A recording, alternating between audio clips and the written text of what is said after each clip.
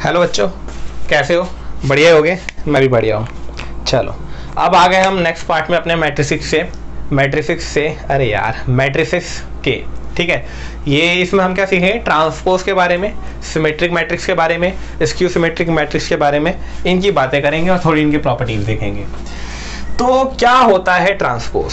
देखो, ट्रांसपोज का मतलब होता है जब रो को कॉलम से इंटरचेंज कर देते हैं तो उसको हम क्या कहते हैं? Transpose of a matrix. कहने का मतलब क्या है? देखो, एक क्वेश्चन लिखा हुआ है, मैंने समझता हूँ इसको लेकर और आपको समझाता हूँ। ट्रांसपोज का सिंबल होता है ए डैश, या तो ए के ऊपर टी लिख दीजिए, ठीक, या तो ए पॉजिटिव भी लिख सकते हो। ये तीनों ही ट्रांसपोज के सिंबल है, मतलब डैश, टी या पॉजिटिव। तो सबसे ज्यादा कॉमन है डैश। लिखते हैं रो को कॉलम, तो रो, ये थी रो, ये बन जाएगी कॉलम, -3, 11, -2। सेकंड रो बन जाएगी सेकंड कॉलम, थर्ड रो बन जाएगी थर्ड कॉलम। यहां देखें तो बी ट्रांसफर, एक ही रो है, सॉरी एक ही कॉलम है, वो रो में कब कन्वर्ट हो जाएगी? 5, 1/2 और -1। ठीक है, आगे देखें इसमें तो ये क्या? रो 1, -1, 2, 3। ठीक, ऑर्डर 3 × 3 थी, यहां भी ऑर्डर क्या हो गई? 3 × 3 हो गई। ऑर्डर थी 3 × 1, लेकिन ऑर्डर हो गई 1 × 3। 2 × 2 थी, 2 × 2 ही हो गई। एक और मैट्रिक्स, अगर मैं कोई डी मैट्रिक्स ले लूं जिसका रहा हो, मान लेते हैं 1, 2, 3, 4, 5, 6, ऑर्डर है 2 × 3, तो रो डी डैश निकालूं तो रो बनेगी कॉलम और कॉलम बनेगा रो। ये वाला रो थी, बन गई column, first row first column, second row second column बन गई। ऑर्डर चेंज होकर क्या होगी? 3 × 2। मतलब कि अगर ए मैट्रिक्स का ऑर्डर है m × n, तो ए ट्रांसपोज का ऑर्डर क्या हो जाता है? n × m। क्या कहानी समझ में आई आपको? तो इससे एक बात समझ में आती है, a × a ट्रांसपोज पॉसिबल रहेगा, a × a ट्रांसपोज पॉसिबल रहेगा। ठीक है, और अगर ऐसा रहेगा तो a × a ट्रांसपोज हमेशा एक स्क्वायर मैट्रिक्स आएगी। ठीक, और बातें करें a और a ट्रांसपोज के बारे में, कुछ रूल्स। तो a का ट्रांसपोज करके फिर से अगर ट्रांसपोज कर दूं तो वो a में ही लौट आता है। रो का कॉलम करूं और फिर से जो रो है उसका कॉलम कर दूं तो क्या हो जाएगा? वापस तो a ही आ जाएगा ना। ठीक है, और a प्लस b, कोई दो मैट्रिक्स थी, दोनों को जोड़ के ट्रांसपोज करें चाहे ट्रांसपोज करके जोड़े, बात एक ही है। सब्ट्रैक्शन के लिए भी बात लागू होती है। ठीक है, a dash -b dash, k को a से, कोई स्केलर मान लो 2 है, 2 को पूरी मैट्रिक्स से मल्टीप्लाई करके ट्रांसपोज करूं या ट्रांसपोज करके स्केलर से मल्टीप्लाई करूं, सेम बात। लेकिन एक बात जो अलग होती है, ए बी का ट्रांसपोज इक्वल होता है B transpose A transpose. A B product कर लो और फिर ट्रांसपोज करो, ठीक है, वो नहीं बराबर होगा बी ए के ट्रांसपोज के। क्या होता है? ए बी का ट्रांसपोज, बी आ गया, ए पीछे चला गया, दोनों का इंडिविजुअल ट्रांसपोज करके product. A B transpose equal to B transpose A transpose. ये अपने आप में बस हटके बात है, वरना ये सब तो सिंपल सा ही है।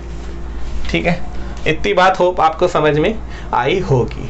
चलिए, ट्रांसपोज की बात कर ली हमने थोड़ी सी, और चुन्नी मुन्नी से क्वेश्चन भी देख लिए। आगे अब क्वेश्चन, और ए मैट्रिक्स है -1, 2, 3, 5, 7, 9, -2, 1, 1। बी मैट्रिक्स है -4, 1, -5, 1, 2, 0, 1, 3, 1। वेरीफाई करना है, a प्लस बी करके ट्रांसपोज बराबर होता है a transpose plus b transpose के। ठीक है, तो वेरीफाई करने के लिए LHS लेते हैं। तो a प्लस बी करो पहले, a प्लस बी, तो a प्लस बी करेंगे तो -1, -4, -5 -2 और 1 3 -3 और सॉरी 3 और -5 -2 5 और 1 6 7 2 9 9 0 9 -2 और 1 -1 1 और 3 4 1 and 1 2। इसका आप ट्रांसपोज करो, a plus B transpose first row बन जाएगी फर्स्ट कॉलम, सेकंड रो बन जाएगी सेकंड कॉलम, थर्ड रो बन जाएगी थर्ड कॉलम। चलो लेफ्ट हैंड तो हो गया। RHS के लिए a का ट्रांसपोज क्या होगा? -1 2 3 5 7 9 -2 1 1। बी ट्रांसपोज क्या होगा? -4 1 -5 1 2 0 0 1 3 1। अब मुझे क्या करना है? A transpose plus B transpose, इन दोनों मैट्रिक्स को ऐड करना है। तो -1 and -4 -5 5 and 1 6 -2 and 1 -1 2 and 1 3 7 2 9 1 3 4 3 -5 -2 9 and 0 9 and 1 and 1 2। तो देखिए क्या सेम आया, ये वाला ये रहा रिजल्ट, -5 3 -2 6 9 9 -1 4 2। यस वेरीफाई हो गया। इसी में अगर आपको माइनस दे देता तो आप माइनस वाला कर लेते, तो वो खुद कर लोगे, ठीक है ना। चलो अगला देखते हैं। a इक्वल टू 1 2 3 है, कह रहा है a इंटू ए ट्रांसपोज बताओ। तो a इंटू ए ट्रांसपोज क्या होगा? a मैट्रिक्स तो ये होगा 1 2 3, ट्रांसपोज क्या होगा? 1 2 3, rho into column, rho into column, product possible है, 1 इंटू 1 की आएगी मैट्रिक्स। तो 1 1 जा 1 प्लस 2 2 जा 4 प्लस 3 3 जा 9, तो ये हो गया हमारा 14। ठीक है, चलिए आगे देखते हैं। बात करते हैं हम सिमेट्रिक की और स्क्यू सिमेट्रिक मैट्रिक्स की। ठीक है, सिमेट्रिक मैट्रिक्स और skew symmetric matrix. Symmetric matrix एक बार देख लेता हूँ मैं कैमरे का फोकस सही है या नहीं। It's a little blurry. तो सिमेट्रिक मैट्रिक्स और स्क्यू सिमेट्रिक की बात करेंगे अभी थोड़ी देर में इधर ही। स्क्यू सिमेट्रिक मैट्रिक्स, ठीक है। अरे इस पर गलत लिख दी TRI, ठीक है कोई नहीं। सिमेट्रिक मैट्रिक्स क्या होती है? ऐसी मैट्रिक्स जिसका ट्रांसपोज आपस में इक्वल हो, मतलब A matrix equal to A transpose, then it is said to be symmetric matrix. If A transpose is equal to A, then A is a symmetric matrix. अगर ट्रांसपोज किया A का तब भी वो A ही रह गया, तब भी वो A ही रह गया, तो उसे हम क्या बोलते हैं? हम सिमेट्रिक मैट्रिक्स बोलते हैं। फॉर एग्जाम्पल एक मैट्रिक्स है A इक्वल टू, मान लेते हैं 2 8 9 7 7 4 4 और here it is 3 3। ठीक है, एक 3 इंटू 3 की मैट्रिक्स बना ली मैंने। ठीक है, अब इसका ट्रांसपोज निकालो। रो बन जाएगी 2 7 4, ये बन जाएगा 7 8 3, ये बन जाएगा 4 3 9। क्या सेम मैट्रिक्स आ गई? देखना 2 7 4 7 8 3 4 3 9, सेम मैट्रिक्स आ गई। A बराबर है A ट्रांसपोज के, मतलब A is symmetric, A is symmetric matrix. कहानी समझ में आती है? ट्रांसपोज करने पे सेम आ जाए तो उसको हम क्या बोलते हैं? सिमेट्रिक मैट्रिक्स बोलते हैं। एक और एग्जांपल कंसीडर कर लेते हैं। फॉर एग्जांपल 2 -1 एंड -1 3, ये A मैट्रिक्स है, तो A ट्रांसपोज करिए तो क्या आएगा? 2 -1 हेयर -1 एंड 3। देख रहे हो, रो कॉलम, लेकिन तब भी कोई फर्क नहीं पड़ा, तो ये भी क्या है? सिमेट्रिक मैट्रिक्स है। स्क्यू सिमेट्रिक क्या होता है? सवाल तो ये है, स्क्यू सिमेट्रिक क्या होता है। स्क्यू सिमेट्रिक कुछ नहीं होता, A equal to minus of A transpose होता है। क्या होता है? Minus of A transpose. क्या है? Minus of A transpose. क्या मतलब है इस बात का? तो देखो एग्जांपल लेते हैं। मैंने एक मैट्रिक्स कंसीडर करी, सॉरी वो फ़ोन की पावर डाउन हो गई थी। चलो देखो, मैं अच्छा एग्जांपल दे रहे थे A equal to minus of A। तो एग्जांपल लेते हैं, मान लेते हैं 0 0 0 -1 -1 -3 -3 2, यहाँ माइनस भी लेते हैं, यहाँ ले लेते हैं हम -2 और यहाँ तो ये 0 हो ही गया। ठीक है, तो इसका ट्रांसपोज करो। तो ट्रांसपोज करेंगे तो क्या मिलेगा मेरे को? 0 -1 -3 1 0 2 3 -2 0, यही तो मिलेगा। ये बन गया कॉलम, ये बन गया कॉलम, ये बन गया कॉलम। क्या इसमें से माइनस कॉमन लेने पर, माइनस कॉमन ले लिया है तो क्या आ गया? 0 -1 -3, यहाँ क्या आ जाएगा 1 0 2, यहाँ क्या आ जाएगा 3, यहाँ -2 0। क्या ये A आ गया है? क्या ये A आ गया है? तो ज़रा ध्यान देंगे, A है क्या? ये A था 0 -1 -3 1 0 2 3 -2 0। तो यस, ये A आ गया। ये माइनस इधर भेज दो। तो A बराबर हो अगर माइनस ऑफ A ट्रांसपोज के, तो इसका मतलब क्या होता है? वो स्क्यू सिमेट्रिक होता है। सिमेट्रिक में क्या था? सिंपली A ट्रांसपोज के बराबर हो जाए तो उसको हम क्या बोलते हैं? सिमेट्रिक बोलते हैं। और अगर A minus of A transpose के बराबर हो जाए तो इसको स्क्यू सिमेट्रिक बोलते हैं। होप आपको ये बात समझ में आई होगी। ठीक है, चलिए आप लोग ये सोच रहे होंगे कि मैं ये कैसे एग्जाम्पल इमेजिन कर रहा हूँ, तो चलो आपको बता देते हैं कि एग्जाम्पल कैसे कंसिडर करा जा रहा है।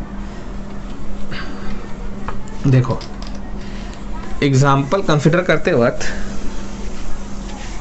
स्क्वायर मैट्रिक्स में ही स्क्यू और सिमेट्रिक की बात होती है। ठीक है, याद रखना। जब यहाँ ABCD लिखता हूं मैं जरा,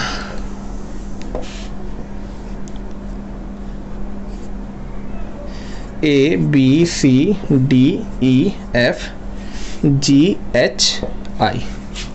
ठीक है।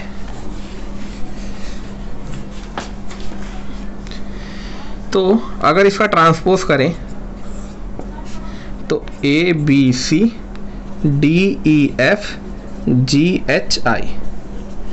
ट्रांसपोज होते वक्त AEI अपनी जगह से नहीं हिले, मतलब लीडिंग डायगोनल चेंज नहीं हुआ। ठीक है, वो वहीं रह गया। B और D आपस में चेंज हुए हैं और HF आपस में चेंज हुए हैं और G और C आपस में चेंज हुए हैं। तो सिमेट्रिक के दौरान एक बात का ख्याल रखना है, डायगोनल में कोई भी एलिमेंट डाल दीजिए, इसको सेम रखो, इनको सेम रखो, इसको सेम रखो, हो गया एग्जांपल तैयार। क्योंकि ये दोनों आपस में चेंज होते हैं, ये दोनों आपस में चेंज होते हैं। स्क्यू सिमेट्रिक के दौरान एक बात को याद रखना है, लीडिंग डायगोनल में तो 0 रख दो, लीडिंग डायगोनल में क्या रख दो? 0।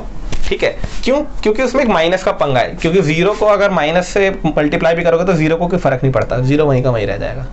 ठीक है ना। यहाँ पे अब यहाँ चेंज करेंगे, इंटरचेंज, तो माइनस का डिफरेंस लाना है, तो जो भी नंबर यहाँ लिखोगे उसका नेगेटिव यहाँ लिखना, जो भी नंबर यहाँ लिखोगे उसका नेगेटिव यहाँ लिखना, जो भी नंबर यहाँ लिखोगे उसका नेगेटिव यहाँ रखना।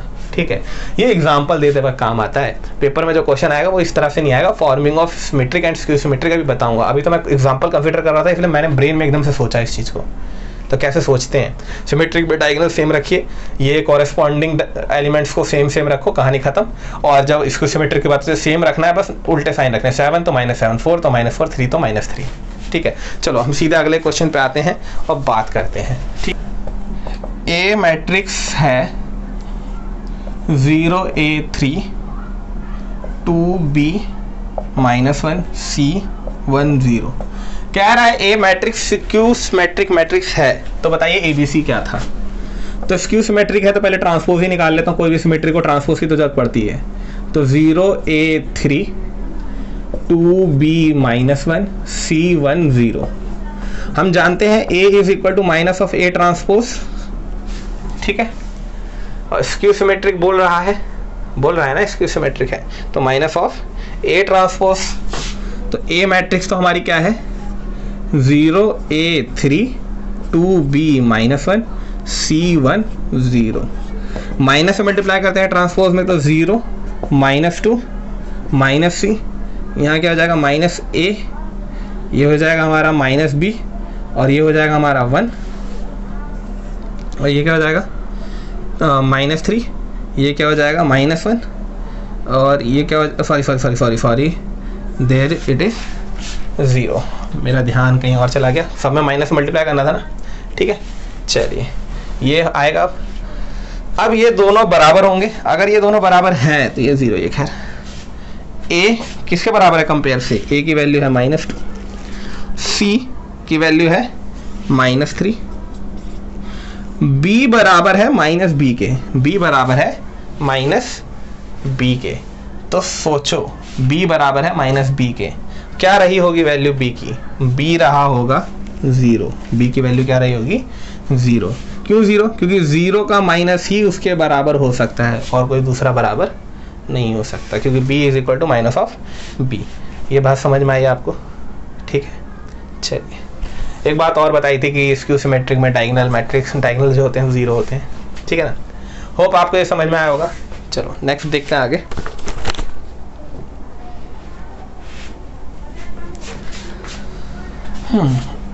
ये सिमेट्रिक होता तो खाली माइनस नहीं आता, कंपेयर करते बात बराबर हो जाती।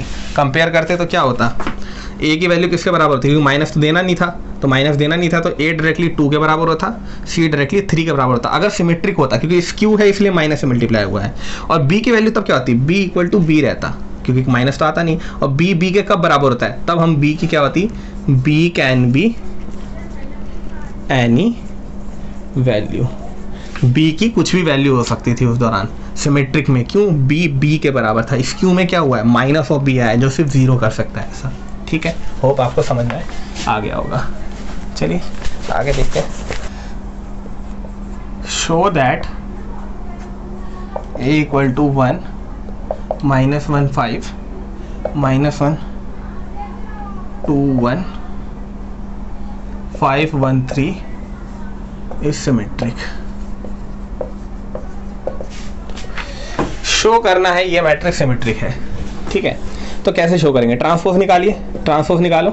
1 -1 5 -1 2 1 5 1 3। हमें दिख रहा है a is equal to a transpose since therefore a is symmetric, ठीक है। इजी, बहुत इजी। मिटाते अगला क्वेश्चन बोलता हूँ। Give an example of matrix which is both symmetric and skew symmetric. एक एग्जाम्पल दीजिए किसी मैट्रिक्स का जो कि सिमेट्रिक भी है और स्क्यू सिमेट्रिक भी है। सोचो एक ऐसी मैट्रिक्स जो सिमेट्रिक भी थी और स्क्यू सिमेट्रिक भी थी। भैया एक ही मैट्रिक्स होती है वो जीवन में, जिसको हम किस मैट्रिक्स के नाम से जानते हैं, जीरो मैट्रिक्स। किसके नाम से जानते हैं, जीरो मैट्रिक्स। देख लो 2 into 2 ले लेते हैं, ट्रांसपोज करोगे तब भी यही, माइनस से मल्टीप्लाई करोगे तब भी यही, ठीक है। तो चलिए नेक्स्ट देखते हैं। अब express the following matrices as the sum of symmetric and skew symmetric. Symmetric और स्क्यू सिमेट्रिक के सम की तरह दर्शाइए मैट्रिक्स को। तो एक मैट्रिक्स दे रखिए, ए मैट्रिक्स इक्वल टू 1 -1 3 2। कैसे शो करना है, 2 है ना, let me check it out. Sum of symmetric and sum of skew symmetric. Symmetric और स्क्यू सिमेट्रिक। तो ऐसा दर्शाने के लिए a plus a transpose add करें। ये क्या है, पहला पार्ट कर रहे हैं हम। सम ऑफ सिमेट्रिक क्या होता है, a प्लस a ट्रांसपोज, यही तो सिमेट्रिक है। सिमेट्रिक और इसको ऐड किया है और डिवाइड कर देते हैं 1/2 से, क्योंकि 2 है ना इसलिए 2 से डिवाइड भी कर दिया, ठीक है। सिमेट्रिक सॉरी मैट्रिक्स और उसका सिमेट्रिक को हम ऐड कर रहे हैं। तो 1/2 a प्लस a ट्रांसपोज। तो इसका ट्रांसपोज निकाल लेता हूं मैं इधर। तो ट्रांसपोज होगा 1 -1 और 3 2। दोनों का सम करना है, तो 1 1 2 -1 एंड 3 2 3 -1, तो ये हो जाएगा आपका 2 2 2 4, ये 2 अंदर चला जाएगा तो ये क्या बन जाएगा 1 1 1 2, तो ये क्या हो गया सम ऑफ सिमेट्रिक। अब सम ऑफ स्क्यू सिमेट्रिक क्या होता है 1/2 A माइनस A ट्रांसपोज, क्योंकि देखो बात तो वही है प्लस लेकिन माइनस का, क्योंकि स्क्यू सिमेट्रिक में क्या होता है माइनस ऑफ A ट्रांसपोज, है ना, यही तो होता है। तो ये ऐसे लिखने के बजाय हम सिंपली क्या लिख देते हैं माइनस A में से ट्रांसपोज माइनस हो गया, तो 1/2 1 -1 0 -1 एंड 3 -1 एंड -3 -4 3 -1 4 2 -2 0, तो ये 2 अंदर चला जाएगा 0 -2 2 0 हो गया। अच्छा एक बात का ध्यान दिया तुम लोगों ने, जो ये मैट्रिक्स आ रही है, चाहे इस 1/2 को छोड़ भी दें, जो ये मैट्रिक्स आ रही है ये अपने आप में एक सिमेट्रिक मैट्रिक्स है। ये जो मैट्रिक्स थी क्या है सिमेट्रिक थी? नहीं, देख सकते हो तुम इसका ट्रांसपोज करने पे कहीं नहीं मैच खाता ये एलिमेंट टू सेट, मतलब ए क्या यहाँ पे मैं बोल सकता हूँ A is equal to A transpose, क्या A ट्रांसपोज के बराबर है? नहीं है भाई, 3 -1 बराबर ही नहीं है। तो ये जो मैट्रिक्स है ये सिमेट्रिक नहीं है, ये मैट्रिक्स सिमेट्रिक नहीं है। लेकिन A को उसका ट्रांसपोज में ऐड करो, अगर A में उसका ट्रांसपोज क्या करो ऐड करो, तो जो मैट्रिक्स आती है ये अपने आप में एक नई मैट्रिक्स तैयार हुई है, ये सिमेट्रिक मैट्रिक्स होती है। ये क्या होती है? सिमेट्रिक मैट्रिक्स होती है। 1/2 से अगर मैं डिवाइड ना भी करूँ तब भी क्या है ये सिमेट्रिक है। और A में से अगर माइनस कर दूं ट्रांसपोज तो वो स्क्यू सिमेट्रिक देता है। वो क्या देता है? Skew symmetric. तो हमें एक बात समझ में आती है, किसी भी स्क्वायर मैट्रिक्स को सिमेट्रिक बनाने के लिए उसमें उसका ट्रांसपोज ऐड कर दो। उसमें क्या करो? उसका ट्रांसपोज ऐड कर दो। किसी भी स्क्वायर मैट्रिक्स को स्क्यू सिमेट्रिक बनाने के लिए उसमें से उसका ट्रांसपोज सब्ट्रैक्ट कर दो। उसमें से उसका ट्रांसपोज सब्ट्रैक्ट कर दो। ट्रांसपोज करते वक्त लीडिंग डायगोनल एलिमेंट पे कोई फर्क नहीं पड़ता, इसलिए सब्ट्रैक्ट होते वक्त वो ऑलवेज क्या हो जाते हैं? जीरो हो जाते हैं। ऑलवेज क्या हो जाते हैं? जीरो हो जाते हैं। समझ में आया? मैंने जो शुरुआत में समझाया था कैसे फॉर्मेशन करने वाली बात, ठीक है। तो A में अगर ट्रांसपोज जुड़ेगा तो वो सिमेट्रिक बन जाता है वो मैट्रिक्स, और उसमें से अगर उसका ट्रांसपोज सब्ट्रैक्ट होगा तो वो स्क्यू सिमेट्रिक बन जाता है, ठीक है। चलो आगे देखें। 2 sin x minus cos x sin x 0x π/2। x जो है फर्स्ट क्वाड्रेंट में, ये बताना चाहता है कि नहीं तो बच्चे दिमाग लगा लेते हैं थर्ड क्वाड्रेंट में नेगेटिव होता तो फन ना होता, तो खैर कोई बात नहीं। कह रहा है A + A ट्रांसपोज बराबर है आइडेंटिटी मैट्रिक्स के। तो x क्या था? तो A में A ट्रांसपोज, तो पहले A ट्रांसपोज निकाल ही लेता हूँ। तो A ट्रांसपोज क्या होगा? sin x minus cos x, और ये क्या हो जाएगा? cos x sin x, ठीक है। तो देखते हैं भाई, ये तो इसका वो लागे है, इसकी सिमेट्रिक मैट्रिक्स है ये तो। चलो ऐड कर लेते हैं। sin x + sin x 2 sin x minus cos x + cos x 0, cos x minus cos x 0, sin x 2 sin x। Identity matrix के बराबर था और 2 ऑर्डर की है तो ये भी 2 ऑर्डर की रही होगी, 1 0 0 1, तो 0 तो 0 के बराबर है। 2 sin x कंपेयर से पता लगता है 1 के बराबर, sin x बराबर 1/2, और साइन यहाँ से x की वैल्यू क्या होनी चाहिए? π/6। क्यों π/6? 1/2 तो बहुत जगह होता है, हमें दे रखा है ना x की वैल्यू कहाँ वैरी किस में है, कहानी समझ में आ रही है, ठीक है। अगर ये बात ना लिखी होती तो क्या करते? तो क्योंकि ये दे रखा है, अगर ये नहीं दे रखा होता तो क्या होता? तो हमें मालूम है भाई, जनरल सॉल्यूशन लगाते हैं। जनरल सॉल्यूशन क्या कि साइन x = साइन अल्फा, तो x किसके बराबर हो जाता है? n π + -1 की पावर n अल्फा के बराबर। खैर अपना यहाँ पे अल्फा का काम कौन करता है? π/6, तो आंसर क्या होता? n π + -1 की पावर n π/6। अगर ये ना लिखा होता तो जर्नल देते, क्योंकि हम 1/2 तो बहुत जगह होता है ना, π/6 थोड़ी ज़रूरी है, लेकिन यहाँ दे रखा था इसलिए π/6। होप आपको ये बात समझ में आई होगी। ये मैट्रिक्स 2 × 3 है, बी मैट्रिक्स 3 × 5 है, तो कह रहा है ए बी के ट्रांसपोज का ऑर्डर क्या होगा। ए का ऑर्डर ये है, बी का ऑर्डर ये है, तो ए बी के ट्रांसपोज का ऑर्डर क्या होगा। तो देखो पहले तो ए बी का ऑर्डर निकालते हैं। तो ए बी का ऑर्डर क्या होता है, ये दोनों प्रोडक्ट पॉसिबल करा देंगे तो 2 × 5। और मैंने बताया था ए बी पर जब ट्रांसपोज होता है तो ऑर्डर इंटरचेंज हो जाती है, रो इनटू कॉलम हो जाता है। तो क्या होगा इसका ऑर्डर 5 × 2।